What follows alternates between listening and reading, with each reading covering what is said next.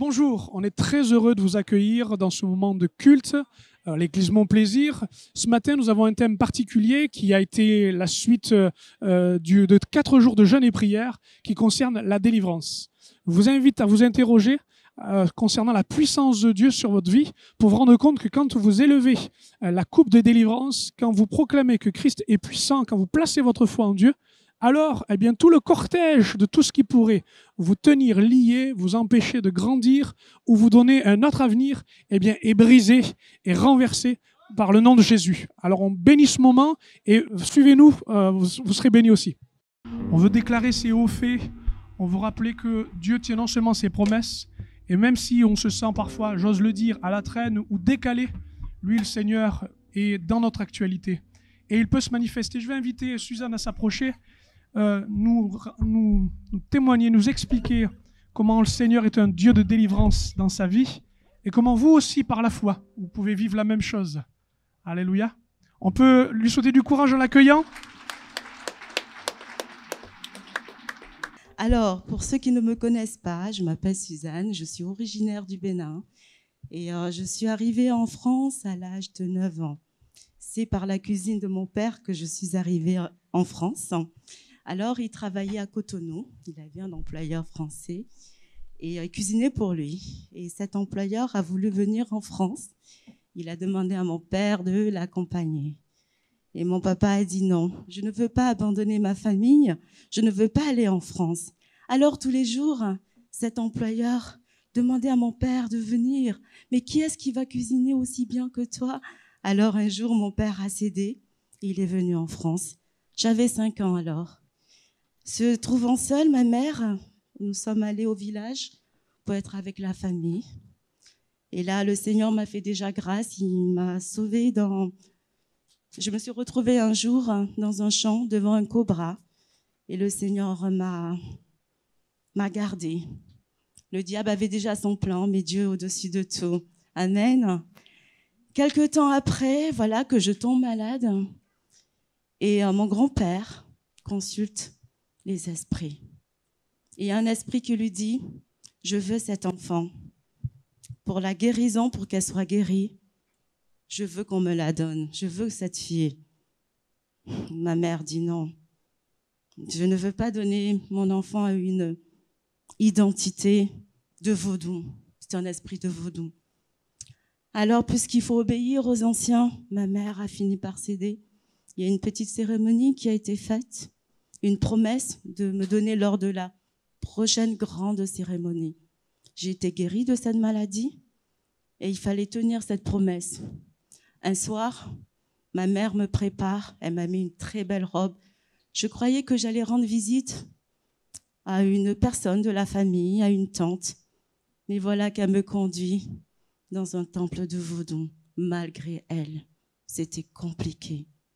J'arrive là avec des personnes de différents âges, de grands comme de petits, des adeptes de vaudou. Et là, un prêtre vaudou me dira, n'accepte jamais Jésus dans ta vie. Le jour que tu accepteras, tu mourras ou tu deviendras folle. Alors ma mère me dit surtout, ma fille, si on te donne à manger, ne mange pas. Moi, je t'apporterai à manger. Parce que là, il y a des empoisonnements, il y a beaucoup de jalousie et je te donnerai à manger. Donc, j'ai écouté ma mère, je faisais très attention à tout ce qui se passait. À l'intérieur, bien sûr, tous les jours, c'était des cris de chant, en fait, c'était des prières, c'était des incantations. J'ai été initiée là.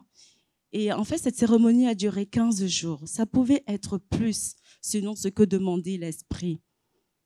Alors, le soir, il fallait sortir, il fallait danser, et les gens venaient. C'était un spectacle. De là, je pars en France. J'arrive, j'avais 9 ans. Et j'ai eu une scolarité normale. Quelque temps après le bac, j'avais plus goût à la vie. Je voulais mourir. J'avais un mal-être profond en moi. Juste pour vous dire que, avant de venir en France, il fallait que j'ai des statuettes. Des statuettes m'ont été confiées en bois de 20 centimètres à peu près. Ce sont des jumelles. C'était l'esprit de Vaudon en ces statuettes-là. Donc, je suis partie en France. Je suis venue avec ces statuettes. Je priais mes statuettes. Je mangeais avec elles. Je dormais avec elles. Je pouvais faire des offrandes à ces statuettes, la nourriture, ce genre de choses. Donc, quelque temps avant mes 18 ans, voilà que j'étais souvent en crise.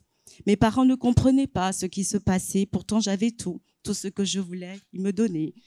Que ce soit faire du sport, le tennis ou jouer du piano, ils m'inscrivaient. Je faisais tout. Mes parents m'aimaient. Mais moi, je ne m'aimais pas. Je voulais tout simplement partir.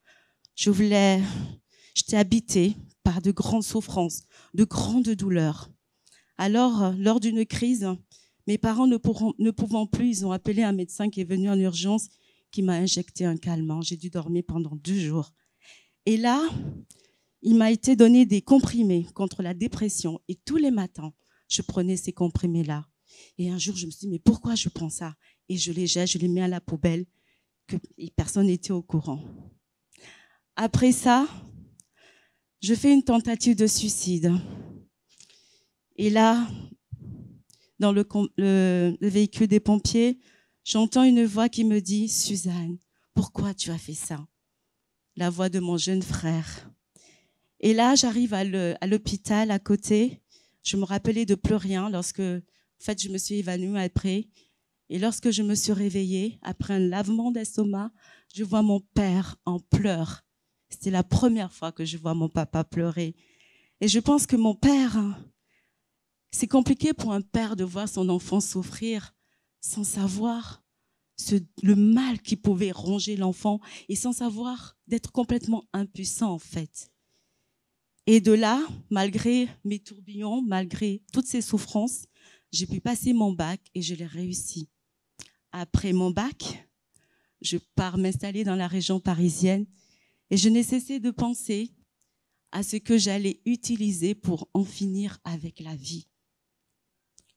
Et pendant ces moments-là, qu'est-ce que Dieu est bon, venait à mes pensées le visage de mes parents et comme si une voix qui me disait « Si tu fais ça, tu infligeras une souffrance éternelle à tes parents. » Alors je me ressaisissais et j'appelais mon frère et je lui dis « Clément, est-ce que Dieu m'aime ?»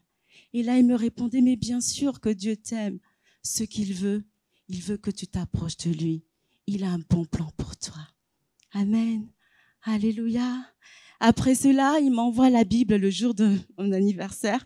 Lorsque j'ouvre le paquet, je dis, mais pourquoi il m'envoie la Bible? Il aurait pu m'offrir quand même autre chose. Mais vraiment, Dieu est fantastique. La Bible est devenue mon trésor. Je l'ai posée sur ma table de chevet tous les soirs, je la lisais. C'est ma source.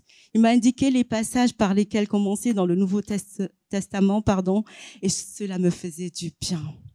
Alléluia. Gloire à Dieu. Dieu avait commencé déjà à me préparer pour aller à sa rencontre.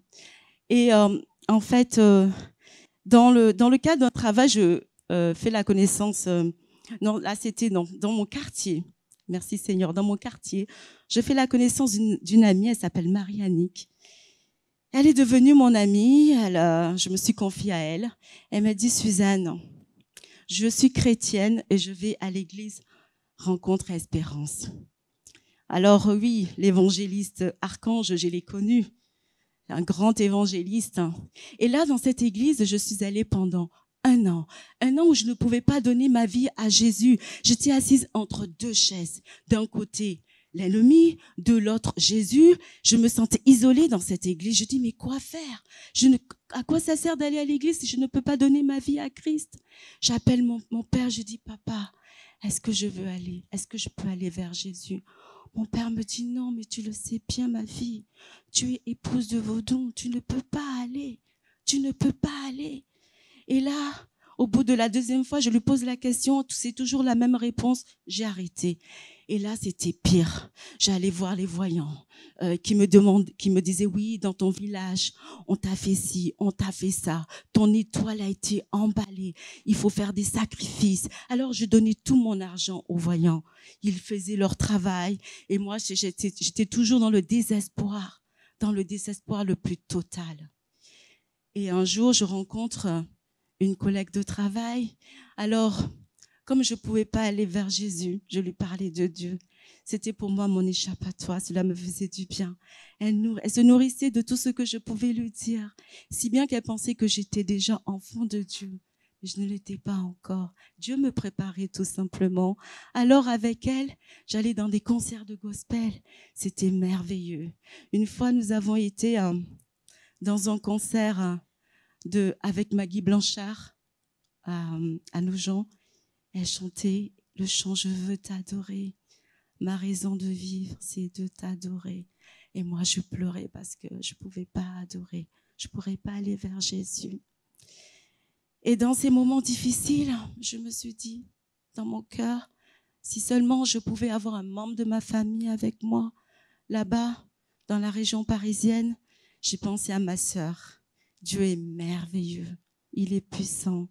Alors, je lis dans un journal gratuit, comme ma sœur cherchait un travail dans les finances, je trouve une annonce pour être conseiller financier après une formation, donc je l'envoie à ma sœur.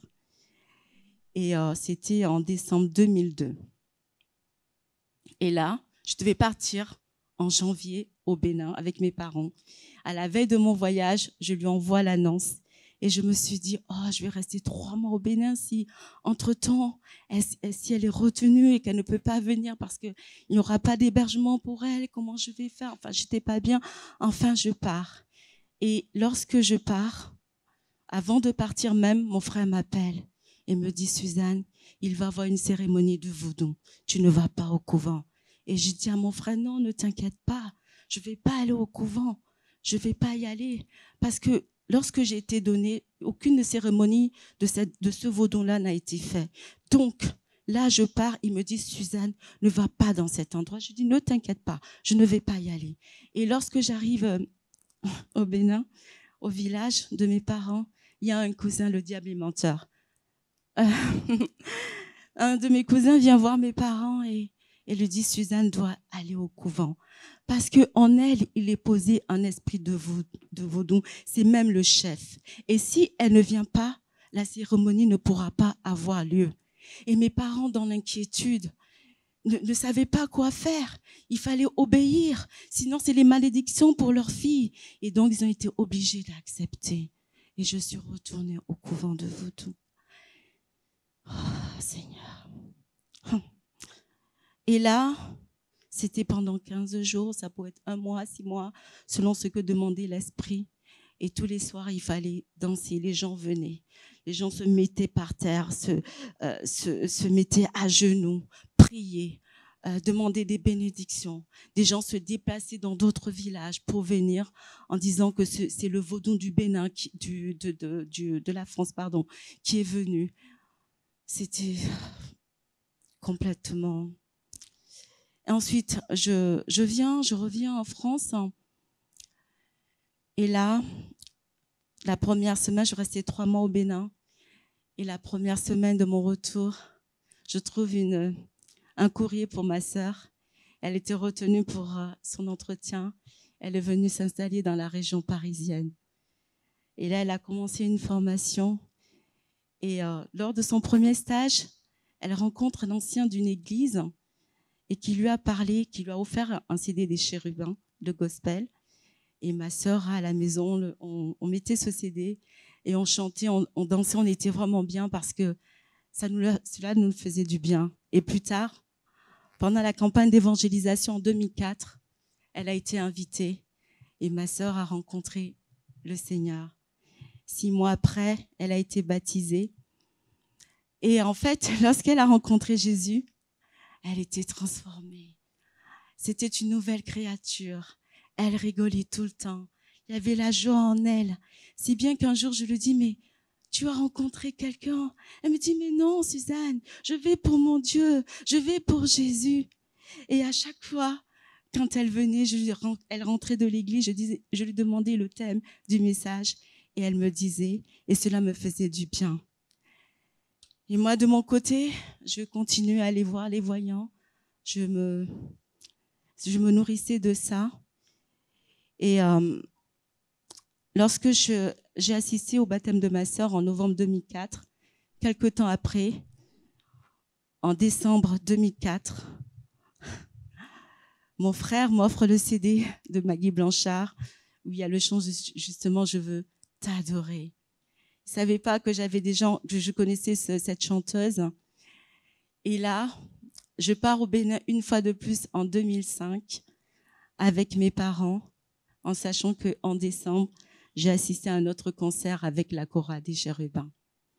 Pendant tout ce temps de concert, je pleurais encore et encore. Pourquoi? Parce qu'autour de moi, il y avait la joie. Les gens dansaient, les gens chantaient. Et moi, je passais mon temps à pleurer. Et je dis, mais moi dans tout ça. Et je faisais la comparaison avec les statuettes, les vaudous. Et je disais, mais c'est moche, c'est pas beau. Ils font des offrandes, il y a peine de sang dessus. Et lorsque je regarde autour de moi, je voyais la sainteté de Dieu autour de moi. Et ensuite, lorsque je pars au Bénin en janvier 2005 avec mes parents, on a voyagé un samedi soir. Le dimanche matin, je me réveille à Cotonou. Je vais sur la terrasse, tout en haut. Et voilà que un tourbillon comme un vent m'enveloppe. C'est le chant de Maggie Blanchard. Je veux t'adorer. Ma raison de vivre, c'est de t'adorer. Et là, je me mets à genoux. Et je pleure encore et encore, une fois de plus. Et je vais dans la chambre de mes parents. Et je dis, papa, oui ma fille, me répond-il. Je dis, je veux prendre mon baptême. Et mon père me dit, fais-le si tu penses que c'est bien pour toi. J'ai eu la bénédiction de mon père. Et dans mon cœur, en sachant que j'allais rester 3 mois, c'était trop long. Je voulais juste revenir en France et suivre ma sœur pour aller à l'église. Et lorsque je reviens en France, il y a eu une campagne d'évangélisation au mois de mars dans son église. Elle m'offre un billet pour aller au concert. Et en fait, la convention commence un jeudi, 12 jours avant le lundi de Pâques. Ok, le timing. Ok. Et là, je vais. Et lorsque je suis allée au concert, même avant d'y aller au concert, donc le week-end de la convention d'évangélisation, ma sœur, en fait, elle tombe malade le vendredi soir. Elle rentre à la maison et la connaissant, en fait, rien ne pouvait l'empêcher d'aller à l'église. Mais elle rentre quand même et se préparait pour le lendemain et me demande, Suzanne, est-ce que tu viens au culte le matin ou au concert seulement? Je dis non, au concert, je ne vais pas au culte. Mais cette question m'a travaillé. Et le soir, en brossant les dents, je dis, Seigneur, Dieu, si tu veux que j'aille à l'église, j'irai et tout ça. Et le lendemain matin, je me lève comme téléguidée, je me prépare. Et ma sœur me dit, mais tu vas où, Suzanne? Et je dis, mais je vais à l'église. Elle pousse un cri de joie. Elle me prend par la main. Elle dit, alléluia, on y va. Et dans le bus, pour aller à l'église, une sœur l'appelle et dit, mais tu es où? Ma sœur dit, mais je suis dans le bus. Et l'autre personne, l'autre sœur, lui dit, mais tu es avec qui? Elle dit, mais je suis avec ma grande sœur. Et la sœur au téléphone lui dit, dis à ta sœur que Dieu a quelque chose de spécial pour elle ce matin. Alléluia. Et ensuite, lorsqu'on arrive à la gare de Lyon, le RER, là, c'est important que je le dise parce que Dieu est puissant. On arrive pour la correspondance, le RER ferme. Nous étions les deux sur le quai. Bon, en général, quand c'est comme ça, il part. Ma sœur se retourne et je me retourne et je vois le conducteur qui nous fait signe de monter. C'était le rendez-vous, mon rendez-vous à moi. Alléluia. Et ce jour-là, lorsque je suis allée, le samedi matin, il n'y avait pas culte. Le Seigneur a permis que ma sœur ne se sente pas bien. Parce que si elle savait qu'il n'y avait pas culte le matin, je n'aurais pas été à l'église ce matin-là. Et ce matin-là, les pasteurs se sont réunis pour mettre la journée entre les mains de Dieu. Et à peine ils ont commencé à prier, et là, le Seigneur me touche. Je tombe par terre. Ce jour-là, Dieu le Tout-Puissant a signé mon acte de divorce avec Satan. Il est le Tout-Puissant. Jésus est le Roi des rois. Il est le Seigneur des seigneurs, le Dieu qui brise les liens, le Dieu qui brise les chaînes. Il est merveilleux. Et ensuite, après, bien sûr, j'ai eu ma préparation de baptême.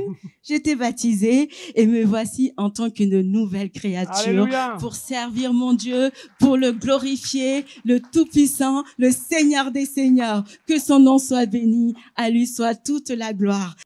Il n'y a aucun lien, aucune chaîne, aucune entrave qui ne tient et ne résiste à la puissance de l'amour de Dieu. Alléluia.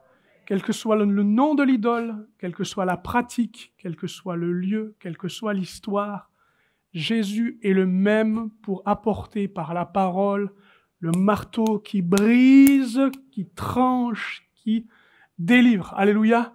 Notre sœur qui a été particulièrement touchée par Dieu dans sa puissance exerce aussi un service auprès de ses enfants qui justement sont pris et exploités par cette pratique, afin que là, ils trouvent aussi du secours et ils reçoivent l'amour de Dieu. Si vous êtes intéressé par son association, n'hésitez pas à lui demander aussi. Je vous propose que l'on continue ce moment en aussi ouvrant la parole de Dieu et en revenant effectivement sur ces éléments qui nous permettent de dire que Dieu est le Dieu des délivrances. Alléluia. On a passé 4 jours, on est dans le 4e jour avec plusieurs de l'église. On a convoqué ce moment ensemble pour jeûner et prier. Et au fur et à mesure, matin, midi et soir, prendre le temps, de découvrir comment Dieu parle de la délivrance et comment on peut vivre et expérimenter la délivrance. Et donc, ça a été vraiment des journées bénies, des journées de lutte, et ça l'est encore ce matin. Je voudrais vous dire que c'est encore une journée de lutte. On tire pas sur les chaînes aussi facilement et on les brise pas aussi facilement. C'est des combats. Et nous avons pris comme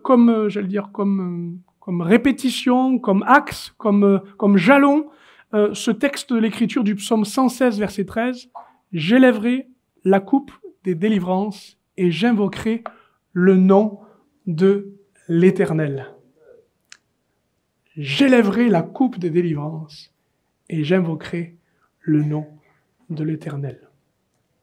Les combattants, les sportifs, les athlètes soulèvent la coupe quand ils ont vaincu, battu, réussi.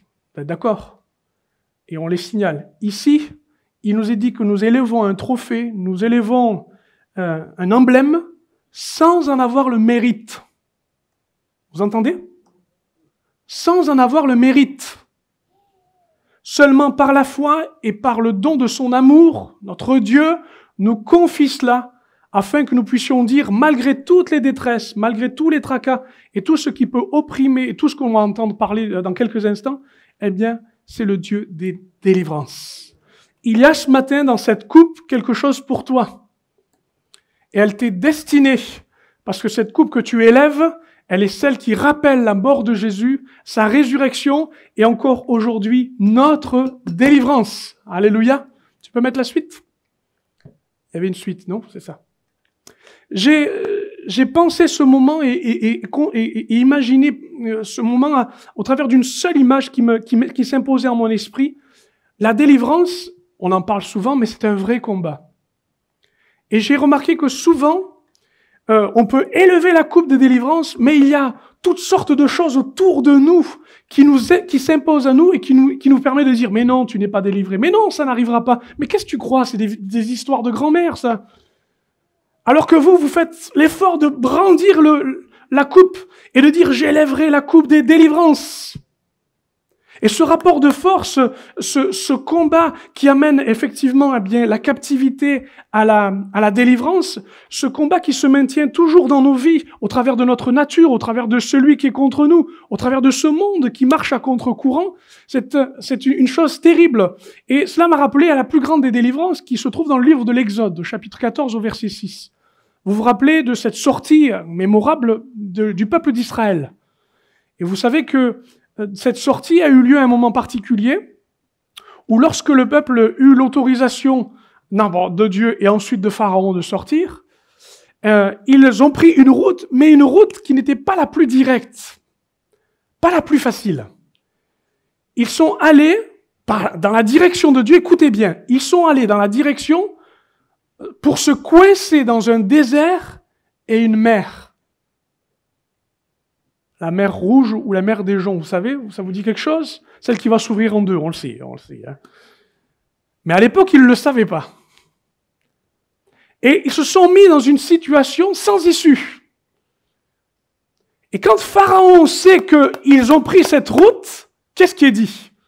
Verset 6, Pharaon attela son char, il prit son peuple avec lui, il prit 600 chars d'élite, et tous les chars de l'Égypte, il y avait sur tous les combattants. Et plus loin, il est dit, les Égyptiens poursuivirent donc le peuple, tous les chevaux, les chars, Pharaon, les cavaliers, son armée, et ils les atteignirent là où ils étaient, près de la mer, près de Pi-Hahiroth, vis-à-vis de Baal-Tséphon.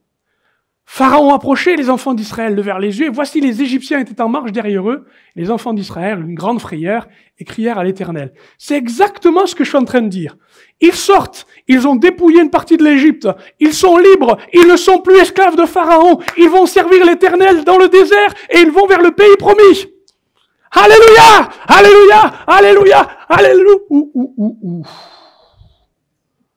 Il y a une autre réalité, la réalité de votre réalité, celle du terrain, celle de ces moments où c'est vrai, c'est acquis, c'est scellé, c'est fait. Pharaon ne peut rien faire.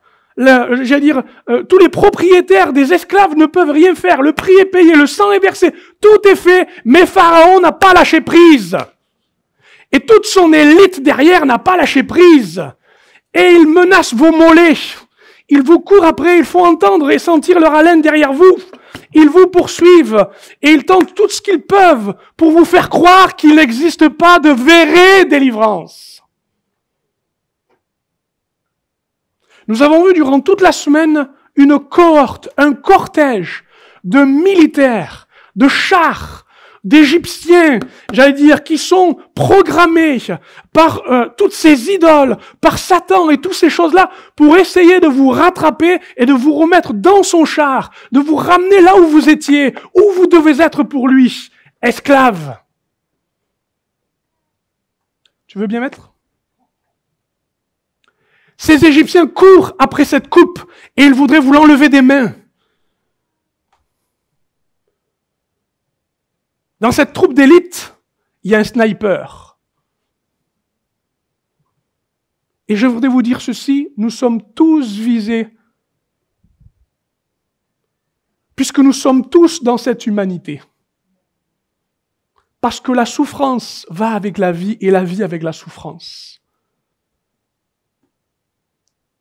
Et comme justement c'est une vulnérabilité, voilà que cette souffrance peut devenir une prison, un esclavage, une souffrance qui conduit à l'amertume, à la tristesse. Vous êtes prisonnier et prisonnière de votre souffrance. D'ailleurs, vous en faites presque un ami. Elle vous dorloterait presque. Mais vous en êtes esclave. Elle veut vous prendre dans son char et vous enlever la coupe. Je vais plus loin encore.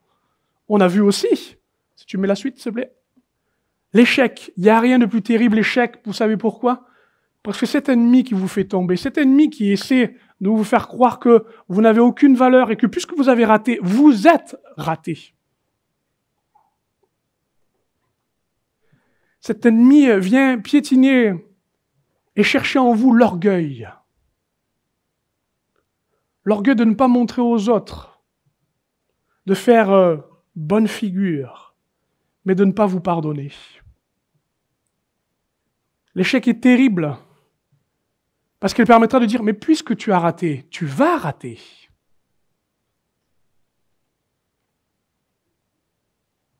Qu'est-ce que vous en pensez? Mais puisque tu vois très bien que tu n'es pas réussi à t'éloigner de Pharaon, Pharaon va revenir.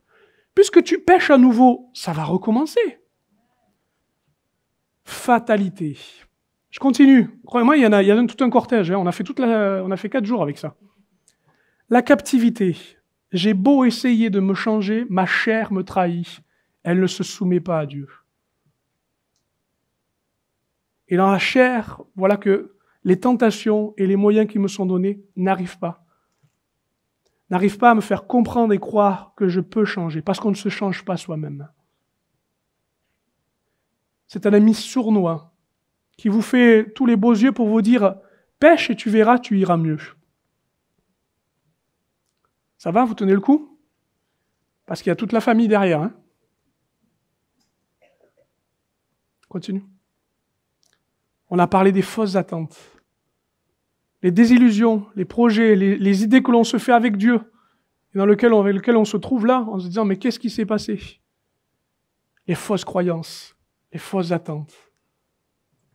Ces choses dans lesquelles on dit on était pourtant certains, on était au rendez-vous, on pensait que Dieu, et en fait, ça n'a pas fonctionné. Les fausses attentes qu'on met sur les autres. En fait, vous avez compris, toutes ces choses qui nourrissent notre déception et qui nous rendent méfiants. Méfiants! Je me laisse conduire par l'esprit en vous disant cela. Pourquoi il y a certains sujets, quand on les parle dans la Bible, certains sujets, quand on les côtoie, vous vous crispez et vous fermez les écoutilles? C'est parce que vous êtes déçus.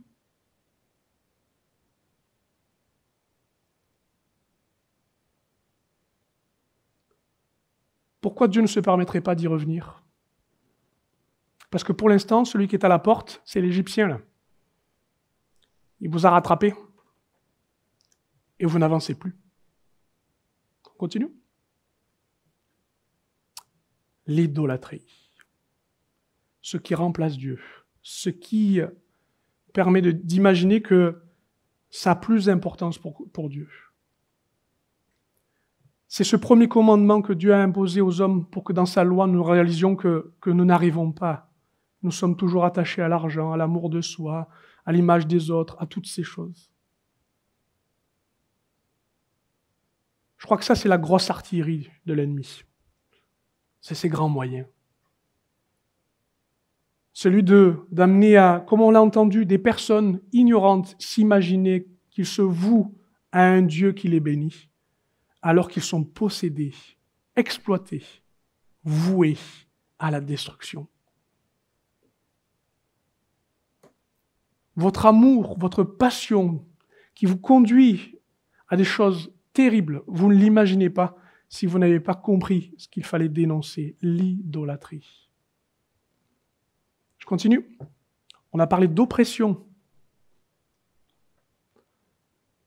Cette pression sur nos vies qui peu à peu nous rétracte, nous écrase, nous rétrécit. Cette oppression qui est parfois intérieure, liée à notre angoisse, mais qui peut être aussi par la puissance de l'ennemi. Quand vous prenez position pour Dieu, quand vous vous mettez à prier, il arrive parfois que vous êtes porté dans les cieux, vous êtes dans la louange, et il y a parfois des moments où vous prenez position et vous mettez en face de l'ennemi, et là vous êtes pressé. Ça existe. C'est une main qui se pose et qui vous tient. Les ténèbres. Les ténèbres, c'est cette puissance d'aveuglement, qu'il soit à l'extérieur ou à l'intérieur, ces ténèbres qui nous mettent à l'écart du plan de Dieu et nous fait imaginer qu'il n'y a plus d'espérance parce qu'on n'y voit plus rien. Et enfin, la malédiction. J'ai tiré le mauvais numéro, c'est moi qui récupère tous les problèmes. C'est tombé sur moi. Je suis le chrétien le plus malchanceux de la terre. Combien certains ont cet état d'esprit de rejet, d'abandon, d'orphelin, en disant « Mais je suis maudit, c'est marqué sur moi. Je suis le Caïn de cette terre. C'est sur moi. » Alors que nous savons que Dieu nous a rachetés de la malédiction, qu'il a été maudit lui-même sur le bois. Mais on est attaché à cette imagination parce qu'on se dit « Il ne règle pas mes problèmes et je vais de problème en problème. » Et je fabrique cette pensée qui m'amène souvent à la dépression et parfois même à la destruction. Je suis pas loin d'être maudit. Et enfin, la maladie. Vous savez quoi? La maladie, on l'a traitée, si j'ose dire, ou maltraitée par la foi en Jésus-Christ, en réalisant que le bord du vêtement de Jésus n'était pas usé. Que sa parole avait toujours son effet parce qu'il est sauveur Et parce qu'il est sauveur, il guérit encore aujourd'hui. Et que bien que cela soit difficile à comprendre, le royaume de Dieu se démontre ainsi. Guérissant le malade, il sauve l'âme de celui qui est guéri et il l'amène à la nouvelle naissance. La maladie. Mais le problème de ces Égyptiens, c'est qu'ils font des enfants et qu'ils entraînent d'autres troupes d'élite. Et que vous vous dites, pour moi, ça me concerne pas. Je suis désolé, mais il y en a toujours un dans un char qui, derrière vous, a essayé de vous enlever la coupe. Alors retenons, dans tout ce que je viens de dire, les 3 choses importantes. Tu veux bien les afficher, s'il te plaît? Ce matin, saisis la coupe. Arrête de subir.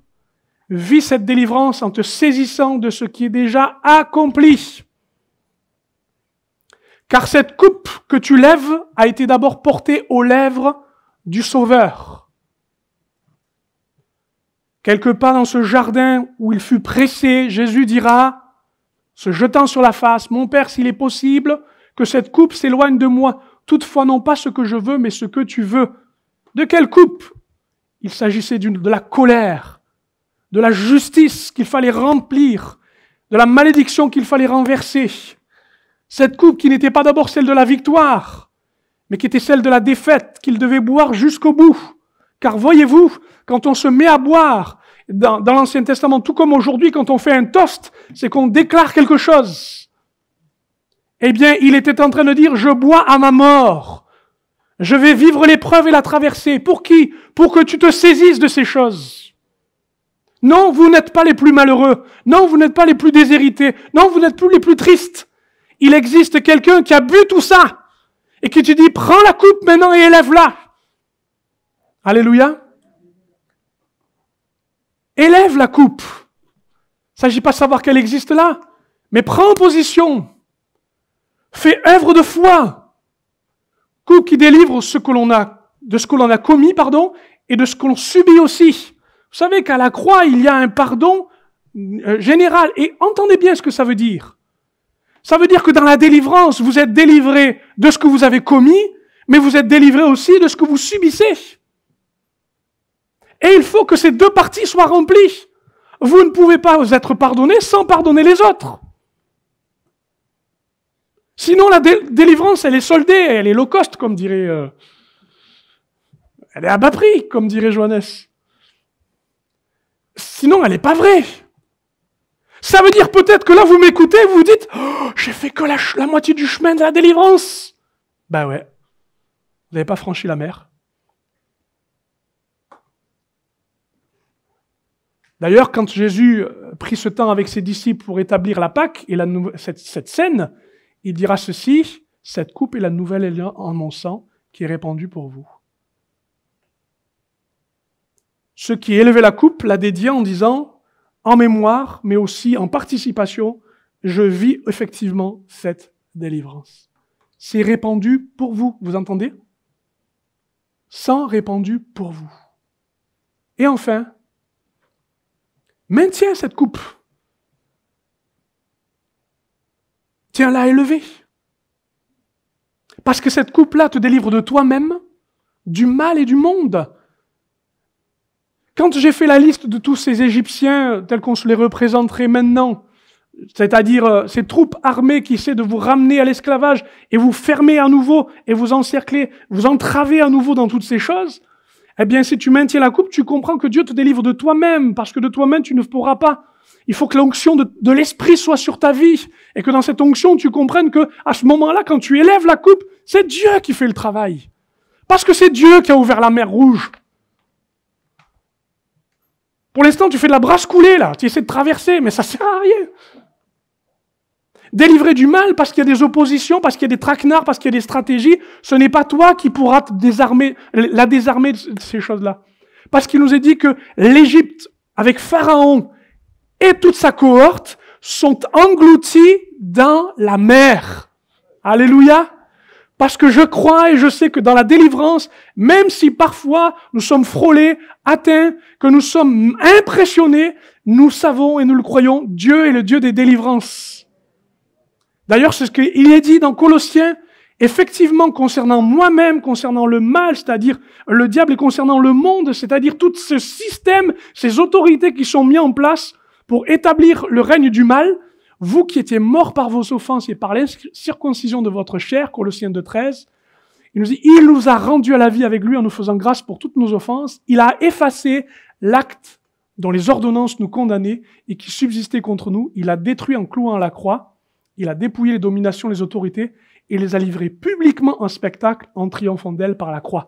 Je n'ai pas le temps de faire la description et l'explication de ce verset, mais vous avez ici l'établissement par la croix, l'œuvre de la croix, et la résurrection de Christ, le moyen qui nous est donné de recevoir la délivrance parce que nous maintenons cette coupe. Alléluia. C'est vrai, je vois encore l'Égypte se manifester. C'est vrai, l'esclavage est encore là. Mais celui qui s'est levé et qui nous donne une coupe te demande de la lever et de la vivre avec puissance. Non avec la tienne, mais avec celle qui est donnée par son esprit. Alléluia. Parce que c'est ni par puissance, ni par force, mais par son esprit. Dis-moi là, alors que je te parle, t'as pas un peu les jambes qui ont envie de bouger? Peut-être pas. T'as plutôt envie de te reculer, de reculer, de reculer. Parce que quand c'est l'enjeu de notre vie, on n'a pas toujours envie d'y aller. Si vous saviez, alors que je vous parle, combien encore ce matin la maladie est en train de se dire « Comment je vais faire pour rester ?» Si au milieu de nous, certaines choses qui ont fait partie de toute cette cohorte que l'on a décrit, accusée et dénoncée, non pas vous, mais toutes ces choses, n'ont plus de place ici même. Je suis désolé, mais elles ne peuvent plus s'asseoir avec vous. Vous franchissez la mer et vous laissez ces choses derrière. Quels que soient les dieux, quels que soient leurs noms, qui ont essayé de revenir, l'éducation et la religiosité qui vous a été donnée, comme nous l'avons entendu, quelle que soit cette façon, eh bien, je vous dis ceci, élevez la coupe et vous franchirez. Est-ce qu'on peut se lever tous ensemble à notre place? Vous l'acceptez, je l'espère? Est-ce que vous pouvez, à quelques minutes, nous donner l'occasion de voir cette démonstration, non pas parce que je peux le prouver, mais parce que Dieu l'attend? Quels sont ceux qui ont besoin de dire, Seigneur, Seigneur, j'ai eu peur, j'ai fait comme ce peuple, j'ai regardé en arrière et j'ai dit, c'est pour mourir dans le désert que tu m'as appelé? Alors que nous avons oublié le Dieu des délivrances. Alléluia. Que ce matin, tu entendes par ces paroles la seule issue qui t'est proposée. Cette coupe est levée. Et alors que je te dis ça, je vais t'expliquer mon sentiment. Je me sens complètement vidé, complètement incapable. La seule force que j'ai actuellement, là, quand je vous parle, c'est de tenir la coupe en l'air. C'est la seule chose que je peux porter. Et c'est la seule que je veux donner. Et j'aimerais te dire ceci, prends-la toi aussi. Prends-la sur tes pensées, prends-la sur tes habitudes, prends-la sur tes relations les uns avec les autres, prends-la. Et si tu en as besoin à cet instant, élève ta main vers le Seigneur. Élève ta main vers le Seigneur. Et fais-lui don de cette vie en disant, Seigneur, accorde-moi de pouvoir bien proclamer ta délivrance. Nous proclamons ensemble la délivrance. Les liens, Seigneur, les entraves, les chaînes, Seigneur, sont brisées. Nous ne voulons plus ressentir le souffle de l'Égypte qui veut revenir et regagner du terrain. Seigneur, nous prions, Seigneur, que tu délivres de l'oppression, des ténèbres, que tu délivres, Seigneur, de toute autorité qui s'est imposée au cœur et qui manifeste sa puissance, de toute fatalité, Seigneur. Oui, mon Dieu, nous croyons, nous corrigeons notre tir, nous regardons vers la mer et nous croyons que tu l'ouvres en deux parce que tu es capable de te manifester. À vous qui êtes malades et que vous avez ce besoin, vous vous avancez devant, on va prier pour vous afin que Dieu exerce la délivrance. Alléluia. Si un poids est trop lourd, si une peine est trop pénible à porter, et que vous savez que c'est avec quelqu'un que vous pouvez le vivre, là bien nous le sommes avec vous, vous vous avancez devant et on va prier ensemble afin que Dieu agisse avec sa puissance. Amen. Et j'invite l'Église à prendre conscience du combat qui se mène. Et comme si c'était pour votre propre vie, vous puissiez mener cette prière avec moi, afin que Dieu se manifeste, afin que Dieu se glorifie. Alléluia, alléluia. Béni soit ton nom, Seigneur. Béni soit ton nom.